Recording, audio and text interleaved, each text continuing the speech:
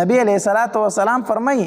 وای کوم انسان چې په راحت کې د الله ذکر کوي، راحت ته په سکون دی په بیا هم دی الله یادوي، نو وای کله چې په ده باندې تکلیف شروع شي که نه او دی الله ته فریاد شروع کړي، الله ته آواز وکړي الله مصیبت را باندې راغلی دی، وای دا فرشتې وایي چې یاره دا آواز خو څه اشنا غونته آواز دی، دا آواز خو مخکې مونږ ډېر اورېدو خو مخکې مونږ په سکون سره په آرام سره اورېدو او هغه آواز دی اوس پکې درد دی تکلیف دی، آواز اشنا دی، مخکې مونږ دا آواز اورېدو چې الله به یادو، اوس هم هغه آواز اورو چې الله یادوي خو مخکې پکې درد نه او اوس د یو کمزوري او د یو ضعیفه آواز غونته کې ښکاري، د یو کمزوري انسان آواز ښکاري. نو چې معلومات وکړي وي او دا هغه انسان دی چې الله به یې ډېر یادو خو نن پې تکلیف راغلی دی، نن پې څه راغلی